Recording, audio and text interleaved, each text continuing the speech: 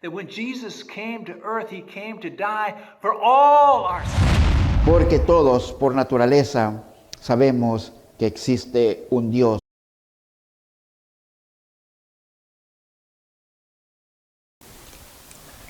All right. We've been going, doing a study on the Sermon on the Mount. I think this is about our fourth or fifth. We've got one more to go. We're looking in Matthew chapter 6.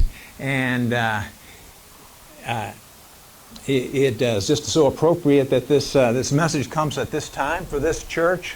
What Gloria said, what Donnie said about reaching out to the community, what this church is doing is really addressing some issues. And maybe this is happening in a lot of churches with the issues that we're facing. But I just want to say for you guys, congratulations. Way to reach out, way to think about other people, way to get involved. And I'm excited to hear what's happening in Antioch as well. And so let's look at the passage is found Matthew chapter 6. Jesus is in the middle of the Sermon on the Mount. If you can picture the disciples there, right up next to him, then a crowd, many people, and then us, because we're listening. Even though it's a couple thousand years later, we're still listening because the heart of the message is about to be delivered by Jesus. And it tells us in Matthew chapter 6, verse 1, "Be careful not to practice your righteousness in front of others to be seen of them. If you do, you will have no reward from your Father in heaven." He goes on to talk about you don't have a reward and you will have a reward. You won't have a reward, and in the future you will have a reward. And it makes us think about in our lives, how is it that we can guarantee that in the future we get a reward? How is it that we can guarantee that? Is if there was only some way to send it ahead. Wouldn't that be cool if there was a way to send it ahead so you can know that you've got it coming? It reminds me of my son. A month or so ago, he had the task of moving from New York to Washington State. And in case you don't know geography, that's about the whole full distance of the United States. He had to move.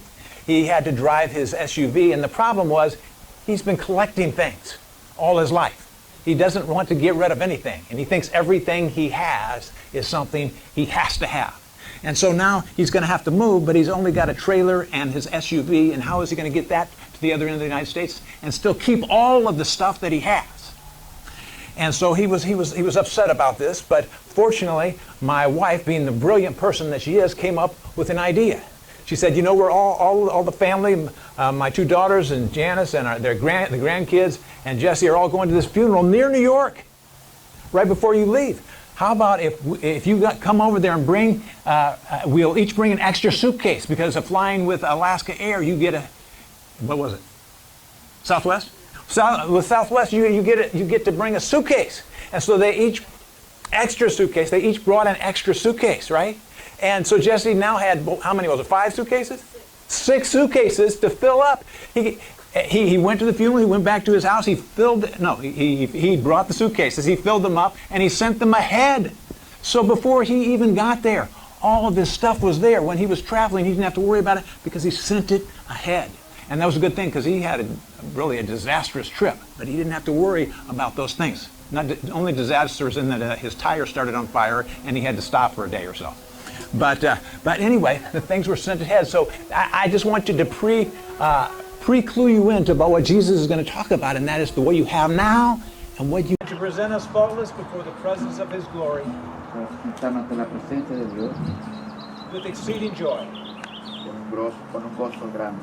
To the only wise God, El único Dios sabio, our Savior, nuestro Salvador, glory, majesty, dominion, and power.